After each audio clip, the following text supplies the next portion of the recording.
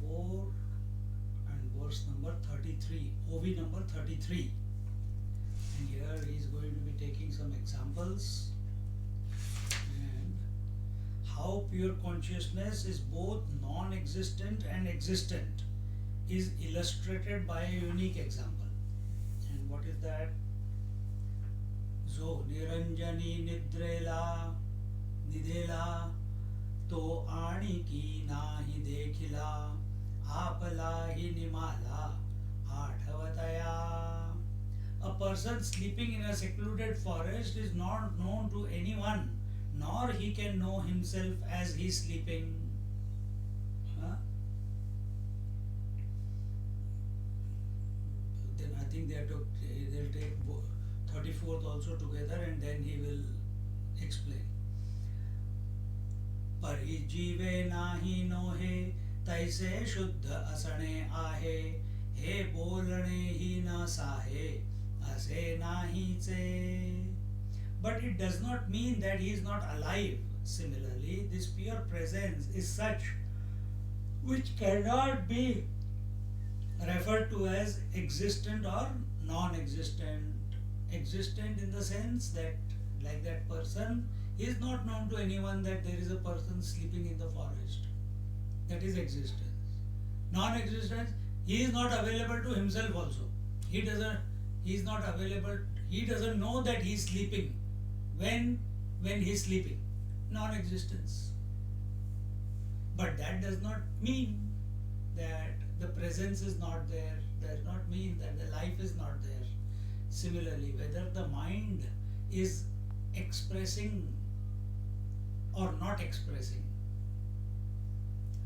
Expression, waking and dream, non-expression, deep sleep, does not mean the presence, the substratum, the common denominator, the tattva is not there.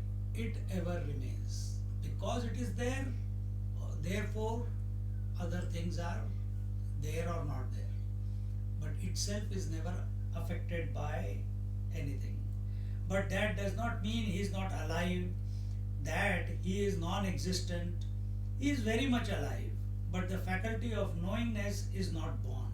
He is very much alive, but in him, while sleeping, the faculty of knowingness, meaning the Triputi, is not born in that person. Therefore, knowing is not taking place. Knowingness is not taking place. All problems in life arise because of this faculty. No experience can be born unless an event comes within the field of cognition through this faculty of knowingness. So, unless and until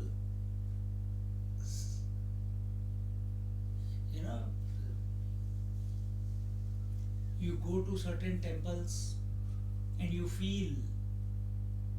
only feel great energy there. You go to Tiruvannamalai, 30 kilometers, 31 kilometers away, you can feel a change in energy. Whether you are in car, bus, train, whatever. But you feel a shift in you. You go to Kailash, similar thing. Go to Himalayas, similar thing.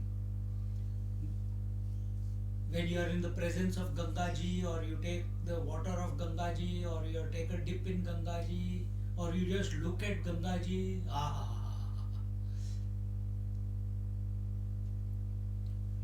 same way. But you have to see, or you have to think. Only then knowledge is possible. If mind is empty, there is nothing there. The Triputi has to be formed. And Triputi is formed only when there is an object present. I cannot make a Triputi. Knowledge cannot take place only by I. There must be a subject. Only then a Triputi is formed and knowledge happens, or knowingness happens, experience happens, what we call as experience. See? Because I cannot know itself as an object. It can only know something else other than it. as an object, and that's when the experiences begin. So what he's saying here is, all problems in life arise because of this faculty. Which faculty? Faculty of knowingness. And what is the in the root of knowingness? There is a sense of otherness. There is duality. Something has to be known, and that known is other than the knower.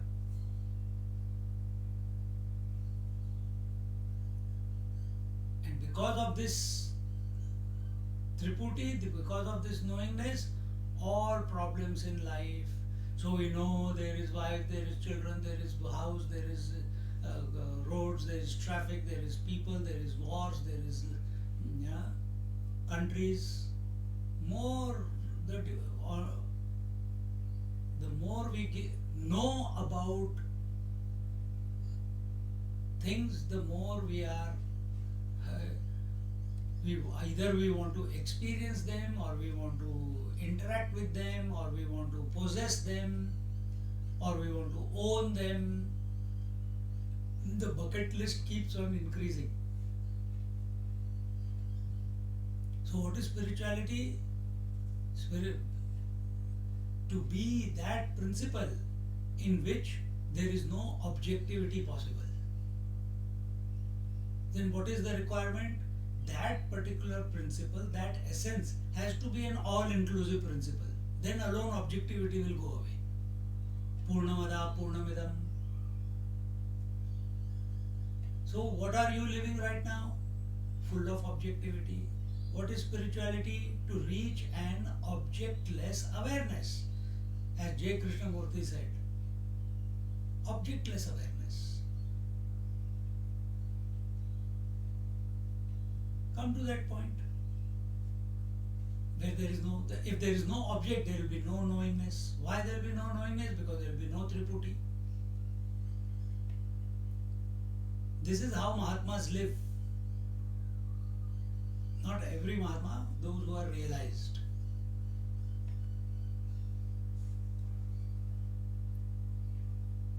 No experience can be born unless an event comes within the field of cognition through this faculty of knowingness. Okay? So you have to be aware of something other than.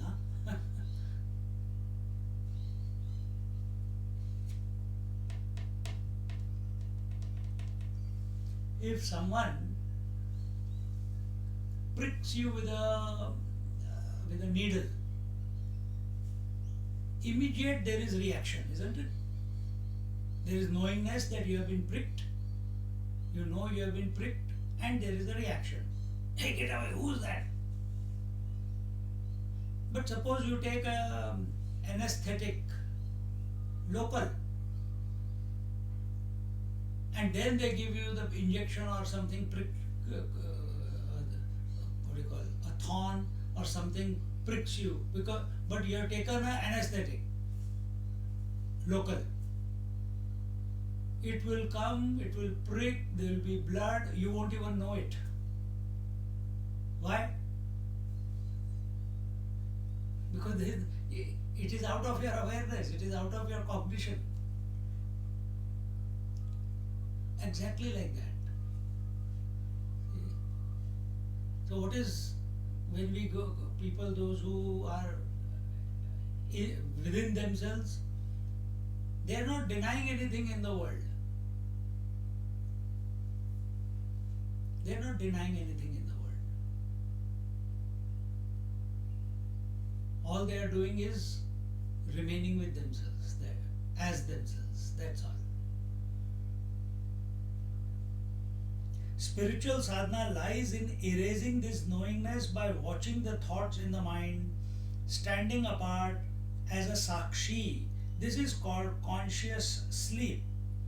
There is no differentiation of knower and known. Conscious sleep, in other words, being a sakshi is what is samadhi. Nirvikalpa samadhi is only sakshi abhyas. Nirvikalpa samadhi is not a realization. It is Sakshi Abhyas. Now bring if this is the data that you are getting or coming across, then what do we have to do? What should be our disposition? Remain undisturbed, even right now. You remain undisturbed in a satsang. You put it on, video off, keep doing whatever you are doing, drink tea, have breakfast. No, I can't come to know what you are doing. So you are undisturbed by the satsang. You are doing whatever you are doing anyway. Same way. You take the tea of the self and remain with yourself and remain undisturbed by the thoughts in the mind. And for that,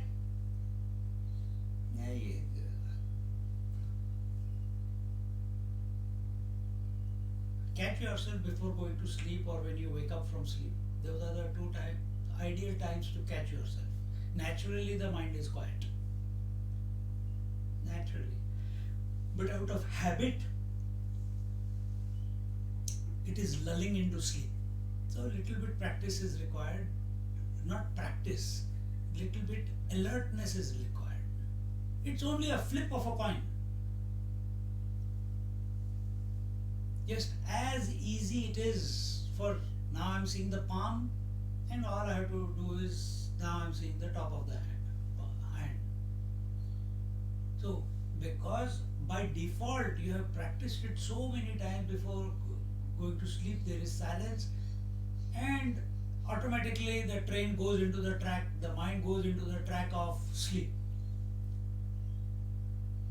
At that time, without too much hustle and bustle, without too much of desire, without too much of effort, very gently from the deep depth of your being, bring your attention, okay, I am. The thoughts are about to go. Let me see, I want to catch the sleep. I want to catch the sleep. So, घोड़े की तरह सो, don't lie down, sit and sleep, or stand and sleep. Every time sleep comes, okay, miss कर दिया यार, I missed it. Again you wake up, because you will go like this if you are sitting, and again it will come, and again, one time you will catch. Then you will have the taste of it. And once you have the taste of it, then that is more blissful than going into deep sleep. It is more blissful because it's conscious bliss. It's conscious. It's conscious emptiness. And that is samadhi. In that instant, you have dropped body identification. In that instant, you have dropped the mind. Well, you are the Sakshi, but you have separated yourself from everything. Body, breath, mind.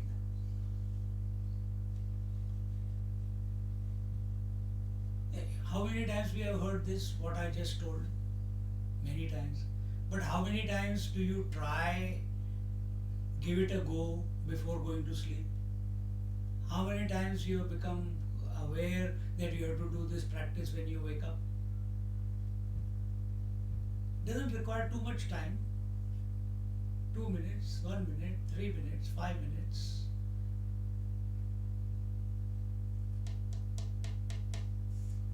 Spiritual sadhana lies in erasing this knowingness by watching the thoughts in the mind. Standing apart as a Sakshi, this is called conscious sleep. There is no differentiation of knower known. When mind is empty, there is no differentiation of knower known. In the same way, this pure absolute existence is beyond the limitation of existence and non-existence, knowledge and ignorance, sukha and dukkha. This pure existence does not fall within the limits of speech. where existence is referred to in opposition to non-existence, to do so would be an insult to pure existence. So what is this pure existence? This pure existence is that which is beyond existence and non-existence. What is gold? Gold is beyond, transcendental, unaffected by presence of ornament or absence of ornament. Gold remains. Water is unaffected, uninfluenced, undisturbed by presence or absence of wave. Same way, existence and non-existence are two spectrums of the mind. Whether you take it as waking dream, existence, and deep sleep as non-existence. Whether you take appearance of Triputi or absence of Triputi, a presence of Triputi, knowingness, is existence. Naturally, waking, what is it? It is Triputi only. What is that Triputi? Waker, waking world and waking experience. Then that one then has its tentacles of everything else in the waking. But it is the main one is what? Waker, waking world and waking. That is the Triputi. There the knowingness is going on. That I am awake. Now the drama begins.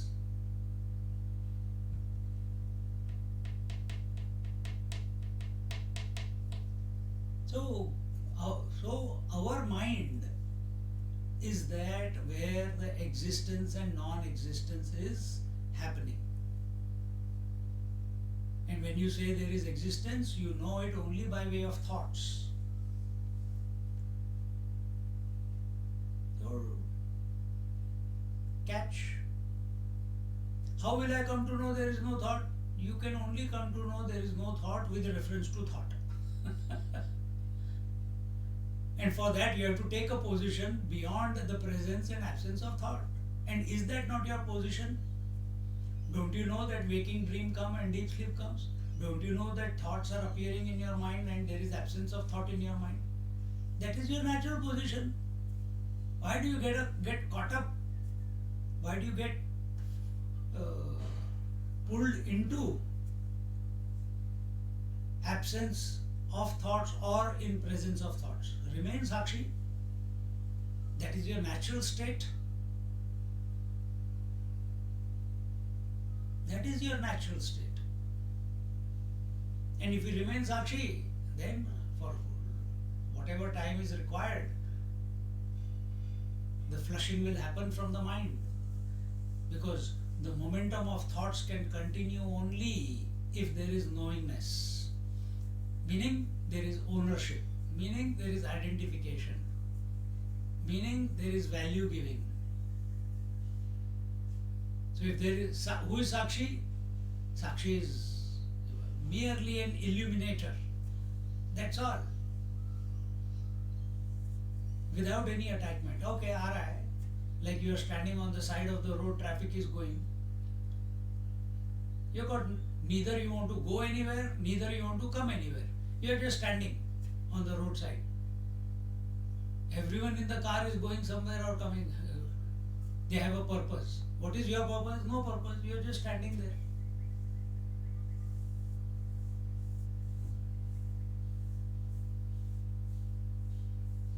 So stand apart. Then if you stand apart on a daily basis, slowly the momentum of thoughts in your mind will start reducing. As it starts reducing, you will become aware of the absence also. Absence of thoughts. And that's when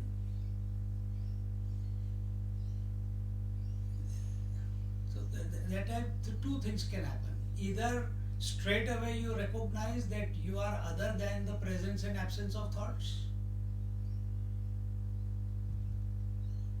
That helps us not to get involved in thoughts, even more so.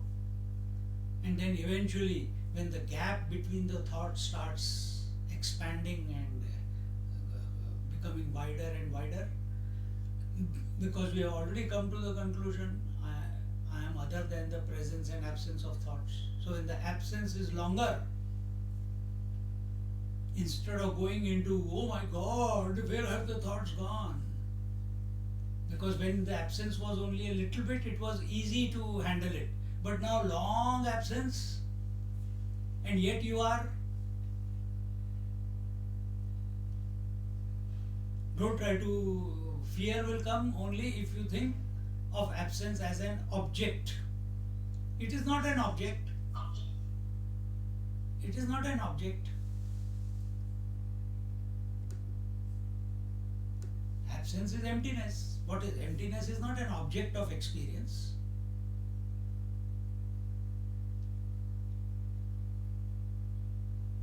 So at that time, instead of thinking about void, instead of thinking about darkness, instead of thinking about absence, instead of thinking of whatever connotation you give to it, if you stay with the emptiness for a long time, something from the emptiness, where is the emptiness? In the mind. Something from the mind will, some projection will come and you will get stuck in that. Some desire will come and you will get stuck in that. Which will come, whatever is your data, whatever you have stored, you also don't know what will come. So instead of being in that disposition, straight away, come back to yourself. And therefore it is told, never leave your mind empty. Those who are wanting, are not able to, then do the japa, hold on to the mantra, and let that mantra become unmanifest by itself.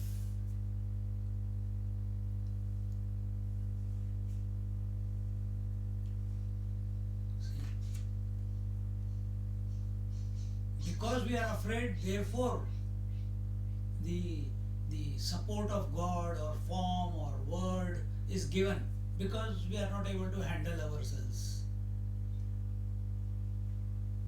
Here Jnaneshwar Maharaj is saying that pure existence, that is our essential nature, is unopposed to existence and non-existence. Existence and non-existence is the phenomena.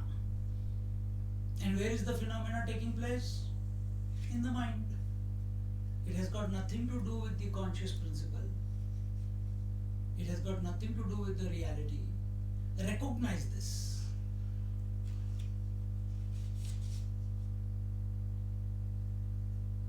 To emphasize this point, some examples are given. Dithi apanaya murade, te dithi panahi mode, pari nahi nohe phude, zanasite. If the vision turns towards one's itself, it is not seeing anything, but that does not mean it is not existent.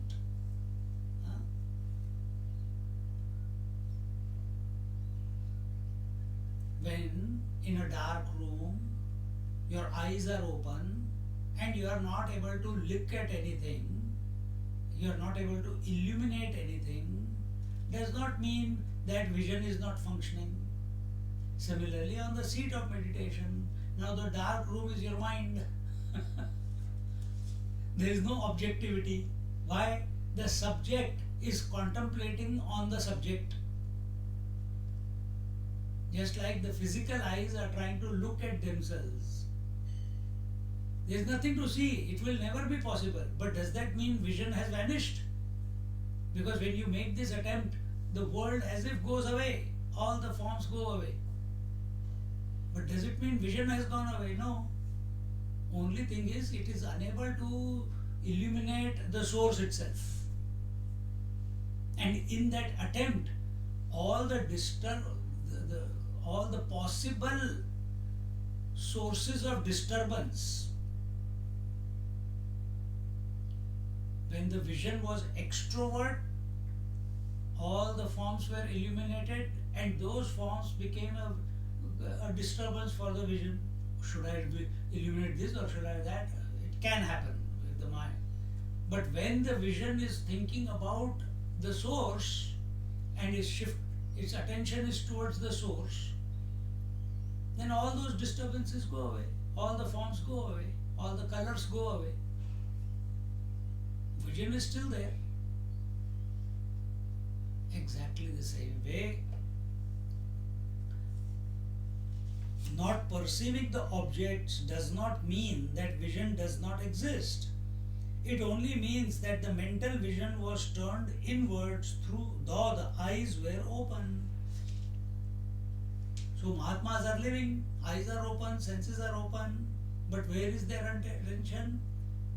On the conscious principle. It brings to what? Antarlakshya Bahirdrishti. This you practice on a daily basis. 24/7 we have to practice this. This is the tapasya that we need to do. Antarlakshya doesn't mean, oh, I want to check where the blood is flowing, how my bones are. No. Antarlakshya. Okay, start from there. How does it matter? Start from there. From gross to subtle to causal and eventually spiritual. But be aware of the poise of the life principle in and through your daily functioning. But what happens to us? We fall head over heels into objectivity, giving validity to objectivity, giving validity to doership, giving validity to emotions, giving validity to what I have to do, what I don't have to do. That is all again because of the objects of the world. Let mind do that. That is its job. You have trained it enough. It will survive itself. Start developing a new faculty wherein, in spite of all this going on, we are aware of being the Sakshi.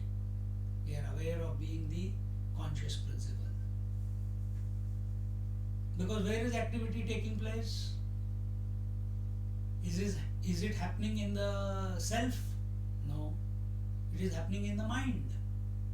It is happening in the Prakriti. Let it happen. Don't interfere. That's the fine, that is Vivek. Vivek is discrimination between changing and unchanging. You are the unchanging principle, but imagining you are the changing, and then suffering comes.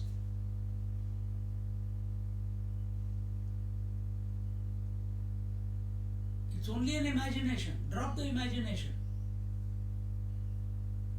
Then what will happen? Just like it does not disturb you how many people are dying in this world, how many houses are getting burnt, how many people are being killed. You are not disturbed by that.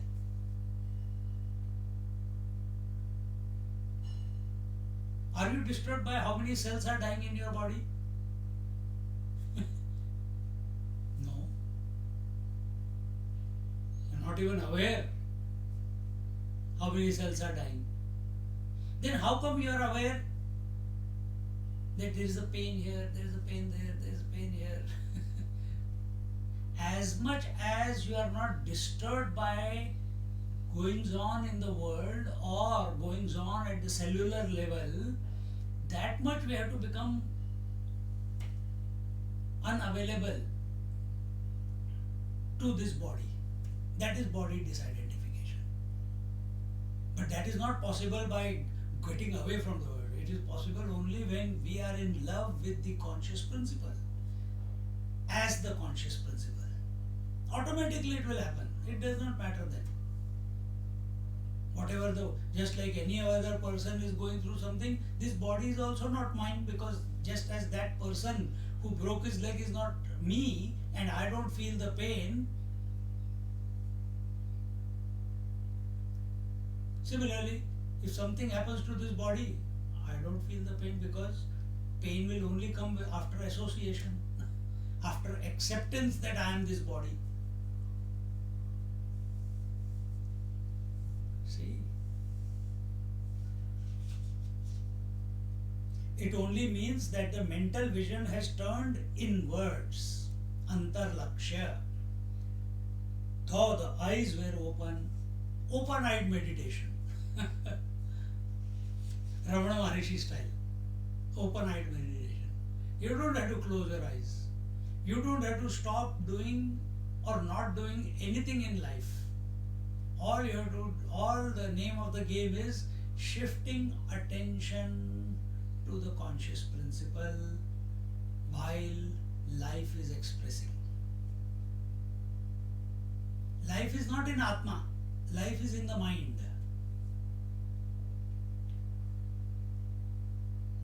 Life is in the mind.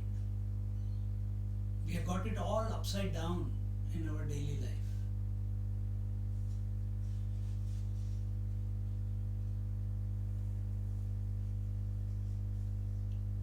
In the same way, pure existence is not to be referred to as existence or non-existence, but that does not mean that it is absolute non-existence. It is beyond the purview of existence and non-existence. In the same way, pure existence, it is not to be referred with existence or non-existence. So does it mean it's not there? No. Does it mean it is absolute non-existence? No. You're just getting caught up in words. Why? Because the approach is objective in nature.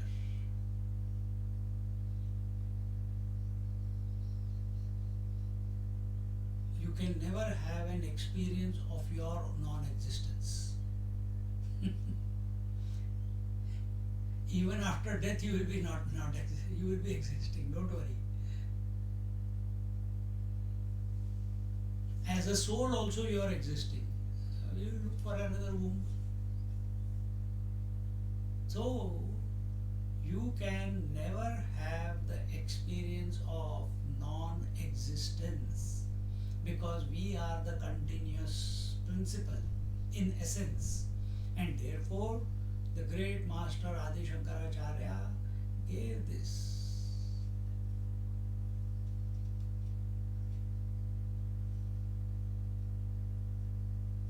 Told us. And here this master is also saying the same thing, that you are other than the conscious principle, existence or non-existence of thoughts.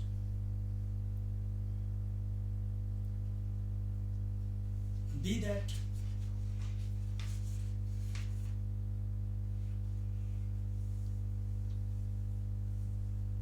Here when we are talking of existence and non-existence, existence has to be necessarily of something, isn't it?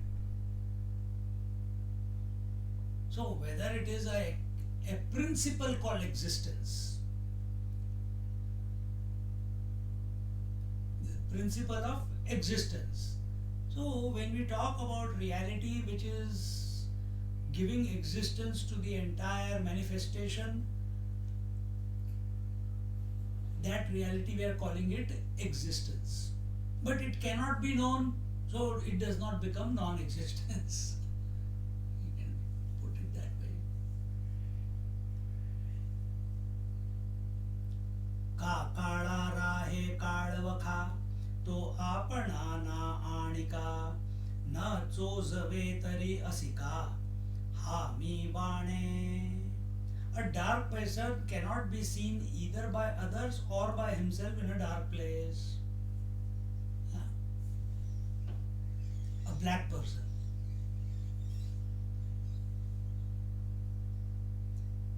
cannot be seen by anyone in a dark room, nor can he see his own contour in a dark room. But that does not mean he is not there. When called, he reveals his presence by saying, I am here. In the same way, pure existence is present in presence and in absence, in existence and in non-existence. Because we cannot comprehend it objectively does not make it non-existent. The self self cannot be known objectively. Because it cannot be known, is not equal to non-existence.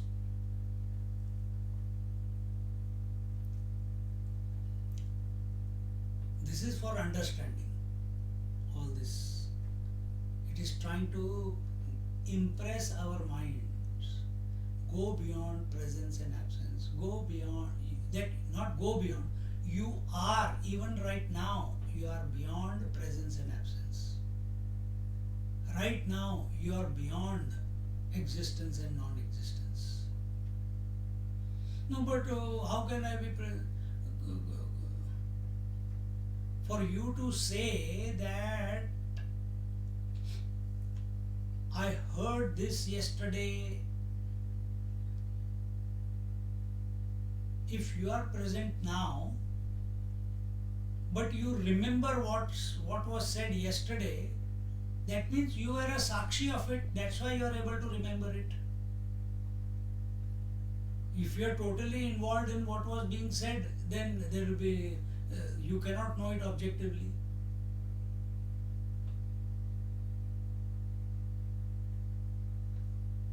See?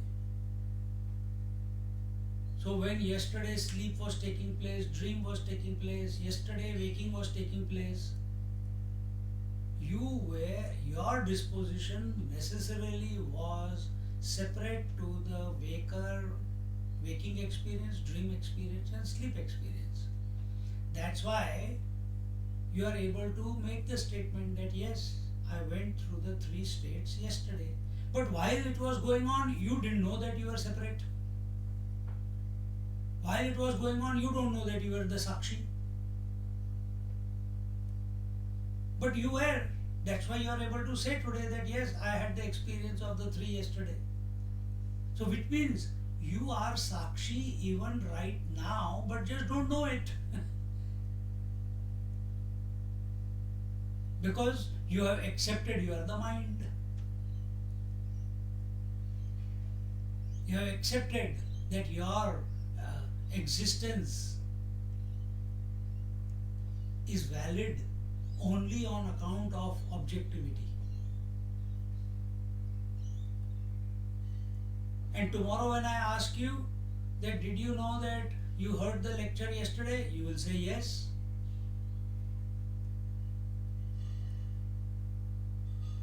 Who is saying yes?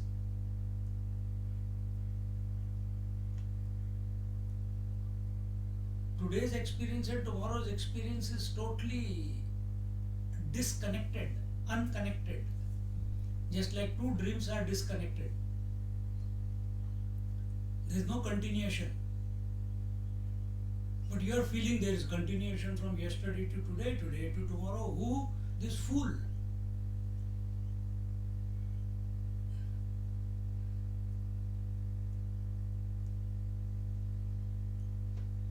So to know,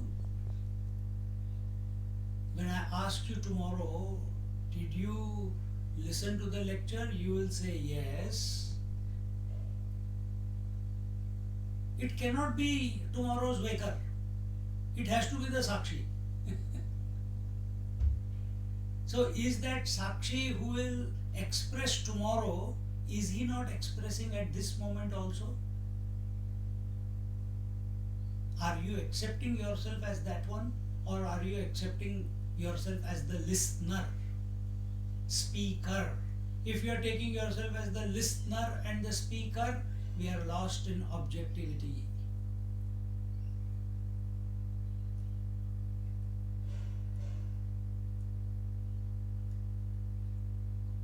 समझ रहे हो मैं क्या बोल रहा हूँ? थोड़ा click हो रहा है?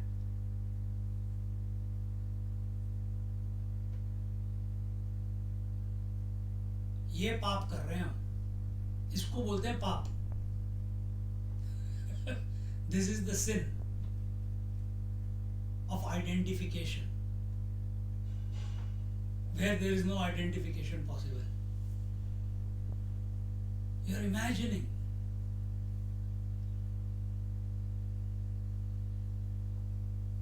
Because you have imagination is possible in the mind, and you have accepted you are the mind. लगे रहो मुन्ना भाई, फिर उसके बाद और क्या कर सकते हो.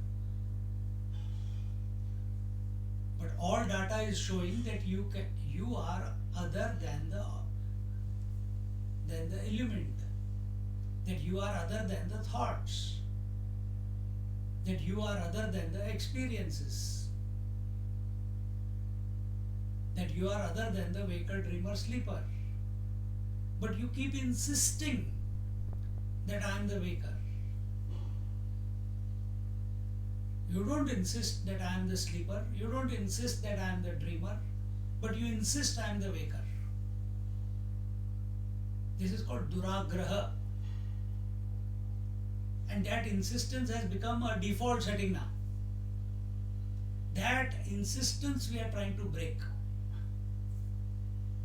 That is spiritual journey. All you have to do is just shift your attention. As easy as you think of your mother, you are the son. You think of your wife, you are the husband. Those type of thoughts come in your mind. Your disposition shifts within you. What sadhana did you do to shift your position? Nothing. Why can't we do that with ourselves? That yes, the waker is expressing right now, it is in the mind, but I am the one who is knowing that the waking experience and the waker, waking world and the waking experience is taking place. I am other than it. The challenge here comes, the waker and the sakshi, both you are. How do I separate these two fellows? How do I separate these two fellows?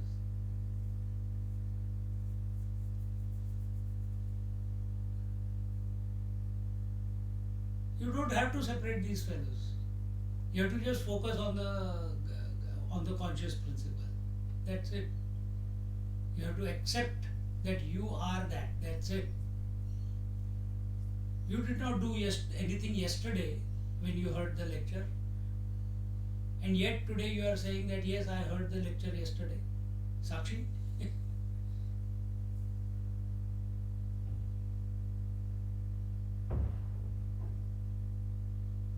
Sakshi meaning someone other than the listener of yesterday is not the one who's saying, I listened to the lecture yesterday. See? The sleeper of yesterday is not saying, I had a good sleep yesterday. Cannot be. It's not possible only.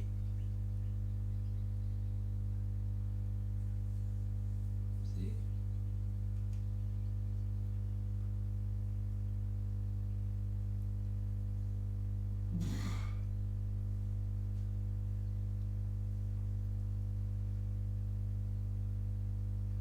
Concluding the inference from the above example, tai se asane ka nasane, he ka hi chi manu savane, nasoni asane, tha ye thavo.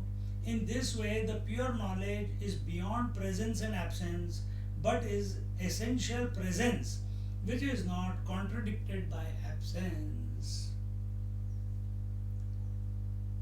Words are the only tools by which we can put it across.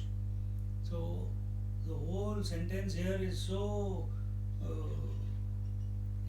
seems sublime, but when you start thinking about it,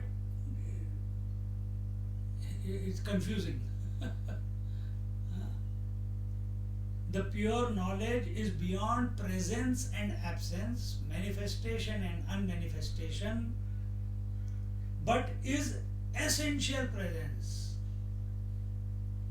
It is that presence which is in whose presence the presence and absence, the relative presence and absence which is at the mind level go on, and which is not contradicted by absence. And if absence is there, the essential presence does not become absence.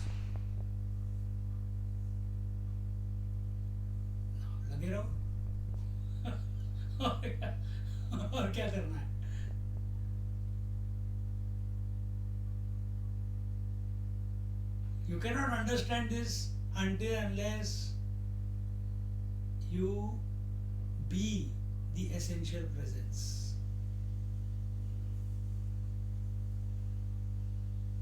If you are only listening and taking this information objectively, some doubt, confusion will continue to linger.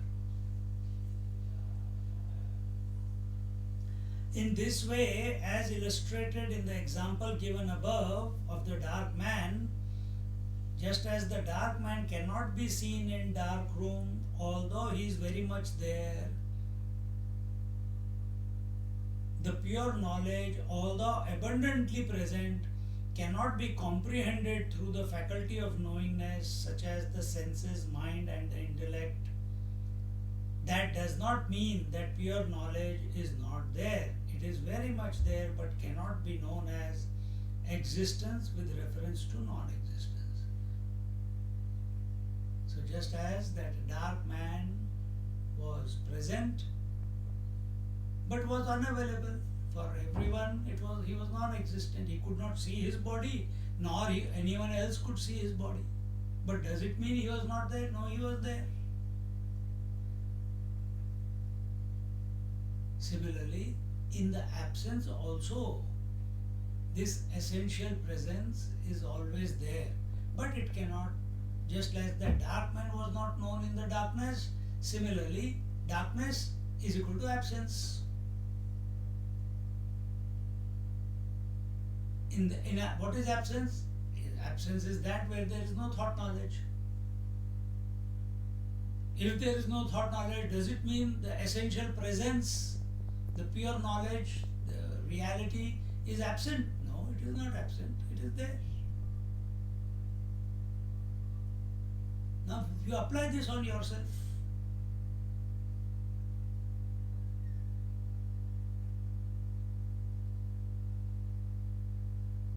I am speaking, in between I am stopping to speak so that you can catch this. That when there is no words coming to you, you are still there. The listening faculty is absent because there is nothing to illuminate. But because listening is absent, you have not become absent, you are there.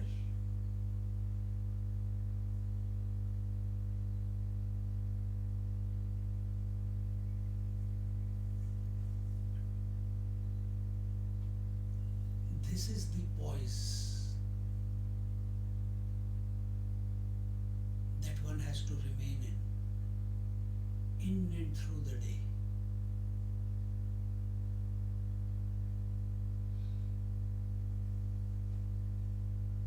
This poise cannot come by giving validity, by getting involved in presence and absence. This poise can come about only we are, I am, in spite of everything, in spite of presence and absence, in spite of thoughts or no thoughts, in spite of waking, dream and sleep, in spite of meditation or no meditation, in spite of hunger and thirst, in spite of joys and sorrows, in spite of wife or no wife, children or no children, that poise.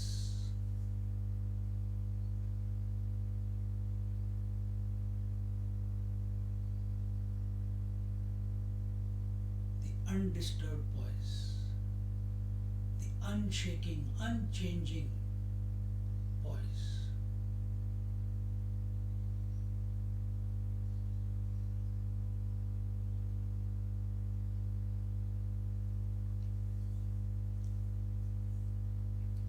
More examples follow. निर्मलपणी आपुला आकाशाया संचु विराला तो स्वये असे पुढिला काही ना की. The pure space is devoid of any contents, although amply present, is considered to be non-existent.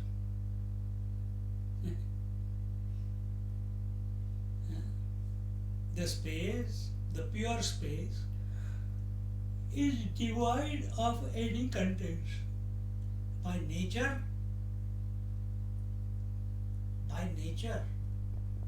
just as day and night are not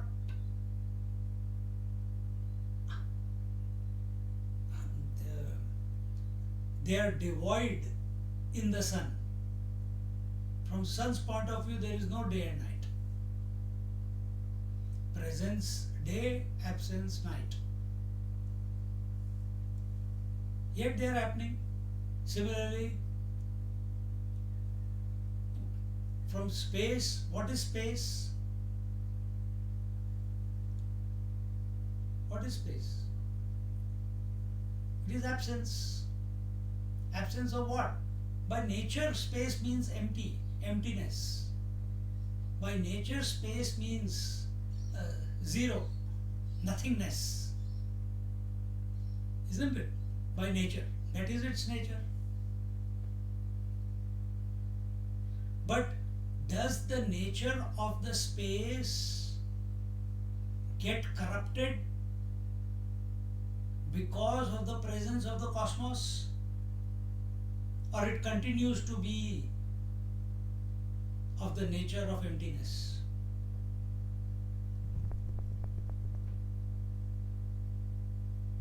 Does the space get disturbed by the appearance of galaxies and disappearance of galaxies? So what is the nature of space? Emptiness, nothingness. Where is the whole universe existing? In that emptiness. Because of the presence of the universe, which is nothing but various objects, does the emptiness of the space become less or more? No. You catching it?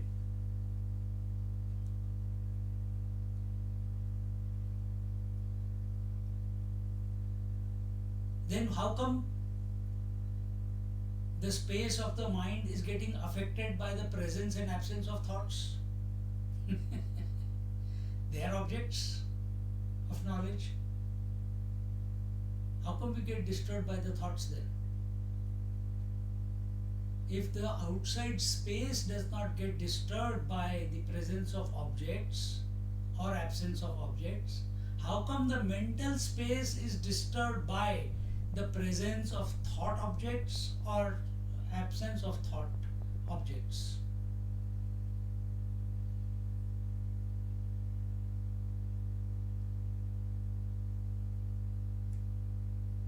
Find out. Another contemplation. Bhutakash is undisturbed by what it is supporting. Then Chittakash should also not be disturbed by what it is supporting. Because Akash, the quality of Akash is same, emptiness.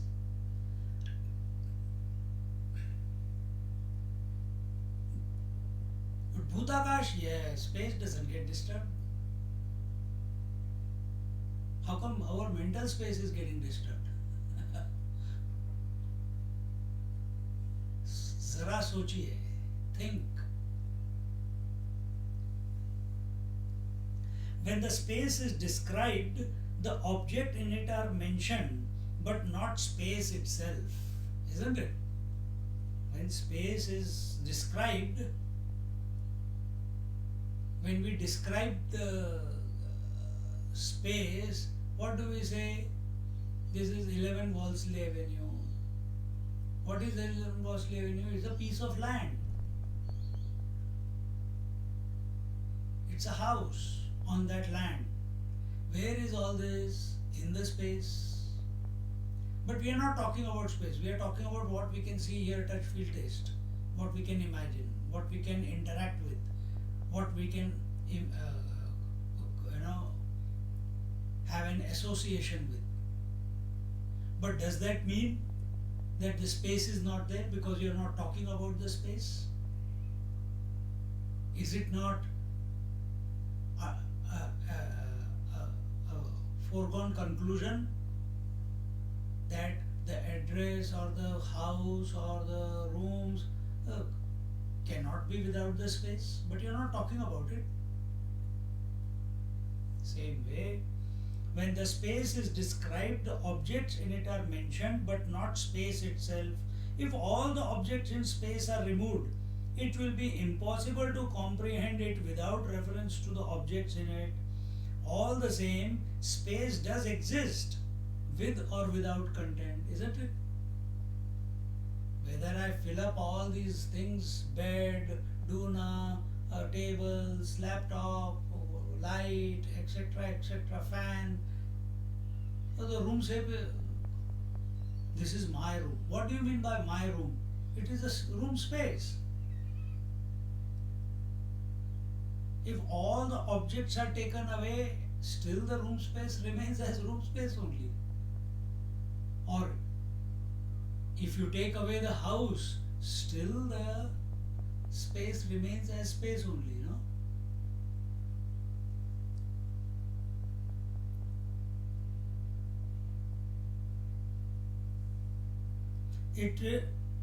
If all the objects in space are removed, it will be impossible to comprehend it without reference to the objects in it.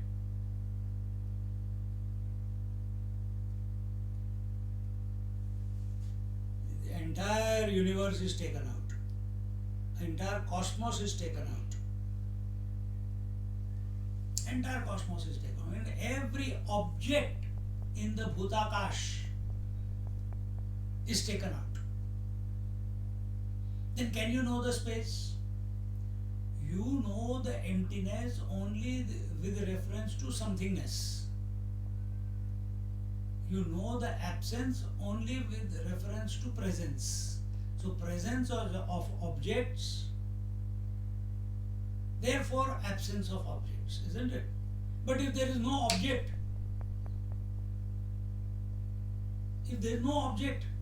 then what will remain behind? Can you come to know space?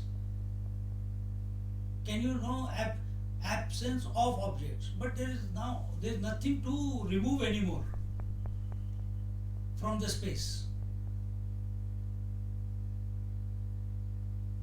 There is nothing to remove anymore.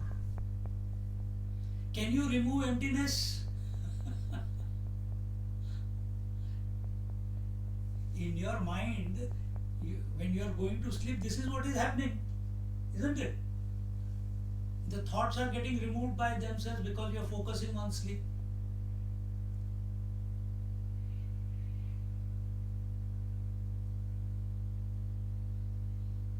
Then the sleep thought also goes away. Now when the sleep thought also goes away, now there is nothing else to remove from your mind.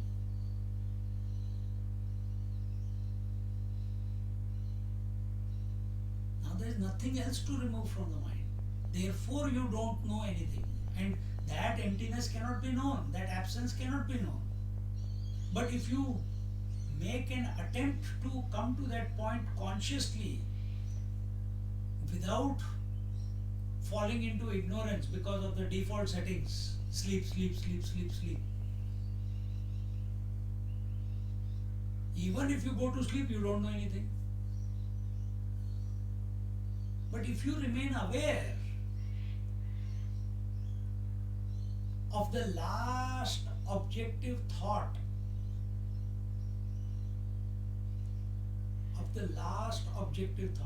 if you have the thought of sleep, you will fall to sleep. So you replace it with Om, or you replace it with whatever, something, because Om represents the reality. So you take Om. When Om, the last Om, also becomes unmanifest, now there will be no sleep.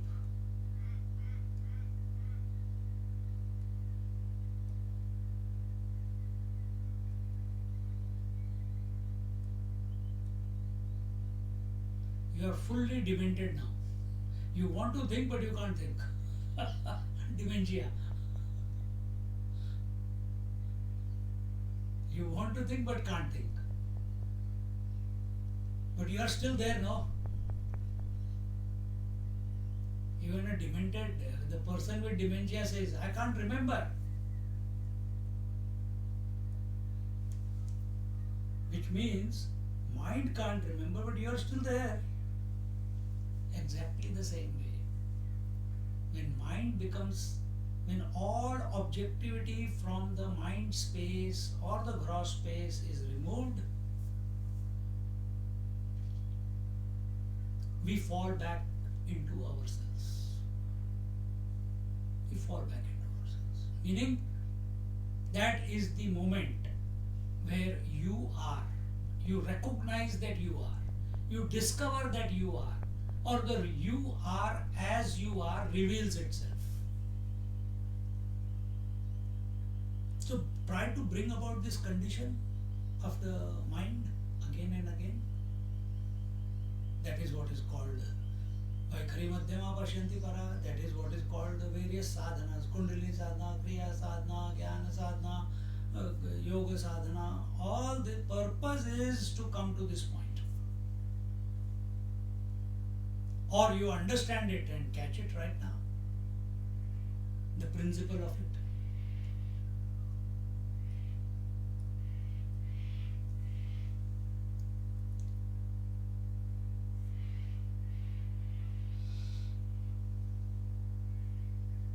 If all objects in space are removed, it will be impossible to comprehend it without reference to the objects in it. So if there is no object, you can never come to know the emptiness. It's only with reference to objects that we say there is nothing there. There is no object means it is empty. All the same, space does not exist with or without contents. And what is space? It says all the same, space does not exist with or without contents. Space does not exist with objects or without objects. How can, what is space? Absence. Absence means nothingness. Is nothing and is nothing something to be known? No, something is to be known. With respect to that, we are saying there is nothing. But is nothing an object? We just now told you, nothing is only with reference to something. Absence of something we are calling as nothing. But is nothing an object? Can I take nothing from here and put it there? Object I can take. Object I can remove. Oh, I want to shift nothing from this room to that room. Can you do that? So understand the nature of space. Here, as he says, the nature of space. Space does exist with or without contents. So, in other words, whether objects in the gross space are there or not there, space continues to be. Whether the thought objects are there or not there, the mental space, Chittakash, continues to be. Understand?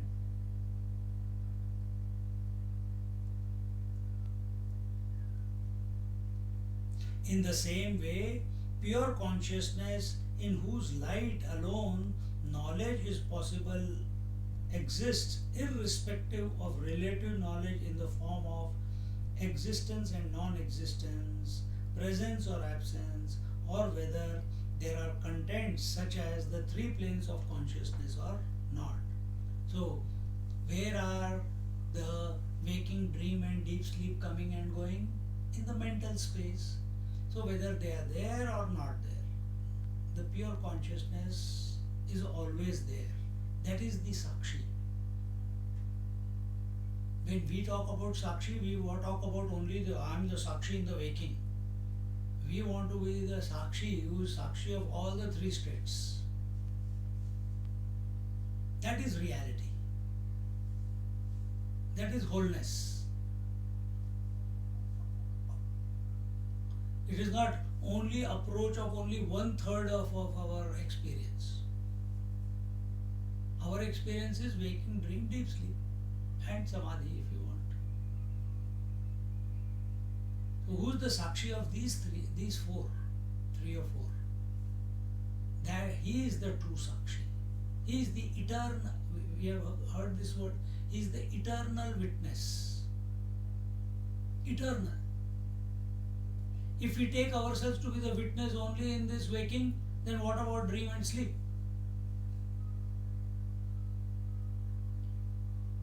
In meditation, I am the witness of my mind. In dream, अरे यार गायब हो गया पता नहीं कहाँ चला गया. Then it is not the real eternal one. Eternal has to be present in and through all the experiences, isn't it?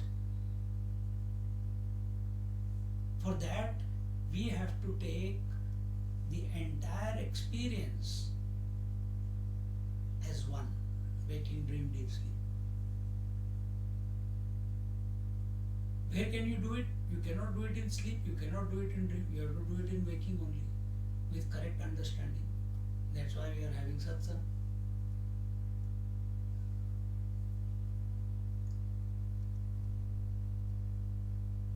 Therefore, the only way to comprehend the absolute knowledge is to look at the world from the complete absolute standpoint. So many times we have said that. Only from the absolute point. By giving validity to variety and considering ourselves also a part of that variety. We are in this world, we are social animals. Have I not got a hunger and thirst to cater? Should I not be taking care of my disease and pains, etc.? The more you talk about this, the more it is difficult to shoot out of the gravity of relativity. Understand, relativity is making us think in this manner. Take the absolute standpoint, take the water standpoint, take the gold standpoint, take the sun standpoint, take the spaces standpoint. Sit with it, the whole objectivity will vanish. Here and now, it will happen.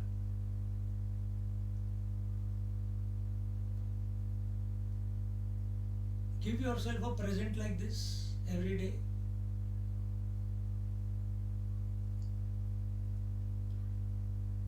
Is to look at the world from the complete absolute standpoint.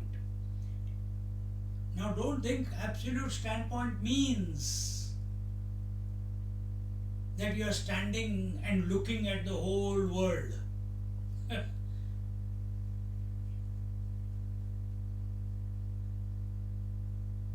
When you come to the absolute standpoint, all standpoints become your standpoints, or there is no standpoint also, and it does not affect you at all. You are apt because you know you are one. How do you know? Without a thought.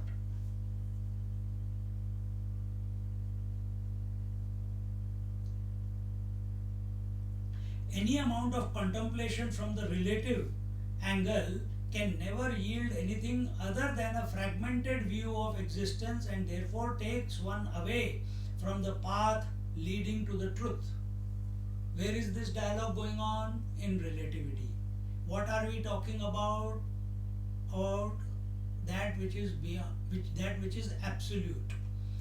How we are communicating or listening through the words. Are the words absolute? No. They are relative because they come and go, they are changing, they are impermanent. How can impermanent give you the understanding of the absolute?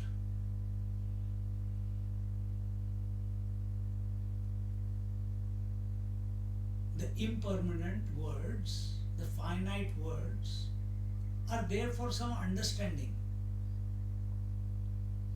And what is that understanding? Exactly what the words are communicating. And what are they communicating? You are other than the words. You are other than the presence or the absence of the words.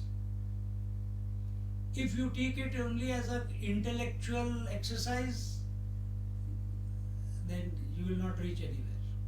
If while listening you take it as a subjective approach, that hey, they are talking about me, I am illuminating these thoughts that are coming, and and when they are not coming, I am still am. Be that right here and now.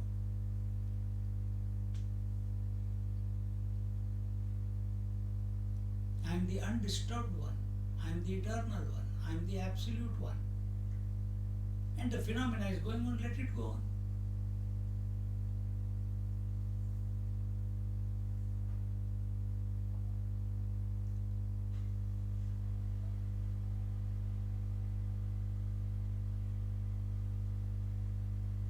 So when I am saying that take the wholesome look, wholesome view, not fragmented view. This is what I was telling you before. Our fragmented view is we only work on the waking and the waking body and the waking experience. Wholesome view, take the waking, dream, deep sleep and meditation, all four together. That is wholesome. And come to the principle that they are present and they become absent. I do not become present, I do not become absent.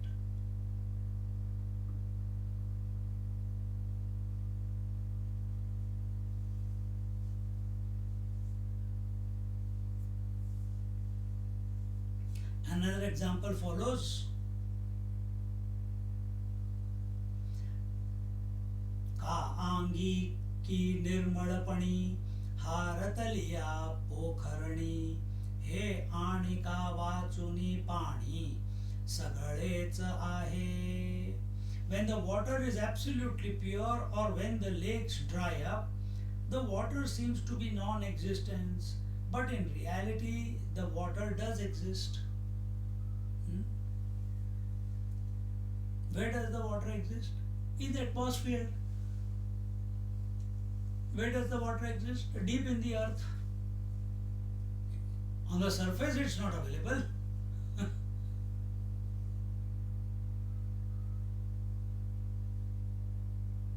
When the water, say in a lake, is crystal clear and still one might even doubt if it is there, if there is any water at all. Once we went to this Cradle Mountain, me and Swamiji, and we climbed the hill that is there beyond the lake, and there is a beautiful small crater in which there is water collected. Absolutely stand still. Absolutely stand still. Imagine a mirror with no blemishes on it and no error. Not one single wave. Ekdam shant. The small peaks of the mountains, the trees, the bushes, everything was exact mirror. Exact. I got that photograph somewhere. Oh, which one is real? If I take a photograph and show you, you cannot tell me this way is real or upside down is real. You cannot tell me. It is that crystal clear. Dekho, that is what is told here. But because you can't see the difference, because whatever is the grass, the mountains, trees, they are exactly mirrored in the undisturbed waters. Does it mean the water is not there? Water is there. Because in the water only the reflection is taking place. How you are able to see the water? Usually only when there is a disturbance in the water we can see there is water. Duryodhan का यही problem हो गया था ना. He walked into the palace of Indraprastha and they told him, he stopped. He said, why did you stop? Oh, I can see water. He said, no, it's an illusion. It is actually the floor which is looking as if it is water. And he thought he knew. Then when we came forward, next room, there was water. And they said, don't go. He said, no, this is also an illusion of water. But that was illusion of the other way. Here is exactly opposite way. And he doesn't listen to everyone and steps into it and becomes wet. That's when Draupadi said, Andhe ka beta andha. Why he couldn't see the water? Because it was so still.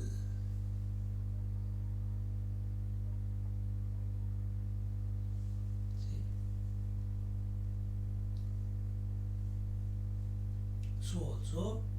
So is the case when the lake is apparently dried up. Now the other way. Once the lake was full, it was still, and now the lake is dried up. When the lake is dried up, in both the cases, the water is not seen. And when the water is dried up, you can't see the water, you can see only the land. But the moment water surface is disturbed, or if one digs the lake bed just a little, the water can be seen either as water or as moisture, isn't it? In the same way, pure knowledge or existence is always present, whether there is a relative transaction of knower known or not, as in deep sleep. It is never absent. What is not ever absent? Pure knowledge, pure consciousness, the eternal one, the reality, it is, and that I essentially am. It is never absent.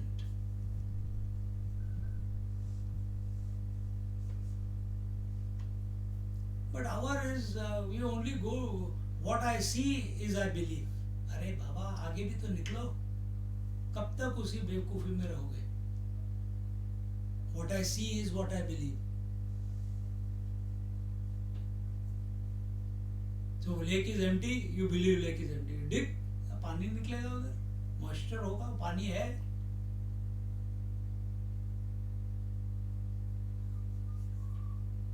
So the thought concludes in a wave of affirmation. So we'll just take one quickly and conclude. आपना भागतै से असणे चीजे असे आहे मनाही ऐसे साडुनिया. In this way, that which is absolute existence, not touched by absence or presence, is this pure knowledge, without differentiation of knowledge or ignorance. So, presence and absence do not disturb the absolute presence. Existence and non-existence does not disturb the absolute existence. In this way, pure existence is not contradicted by non-existence. When the dvandva, where the dvandva of existence and non-existence is totally rejected, that is pure knowledge. In other words, while we are living, remain in the poise, do not be disturbed by presence of thoughts or absence of thoughts, existence of thoughts or non-existence of thoughts, existence of waking and dream and non-existence of waking and dream, except you are the continuous one. For that, you necessarily need to be subjective.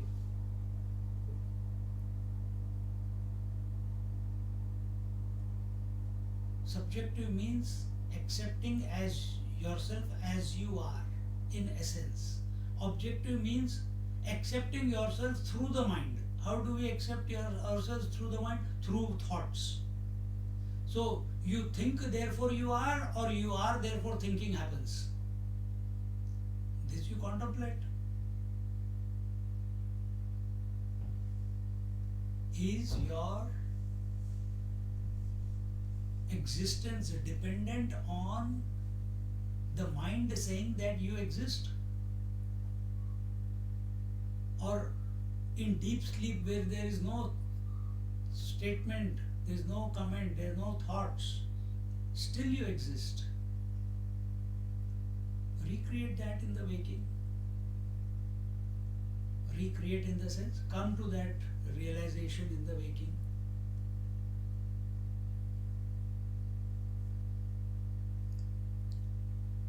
Where is this absolute knowledge located? We will find the location next week. नहीं तो ज़्यादा हो जाता है. Just enjoy this. So beautiful. The whole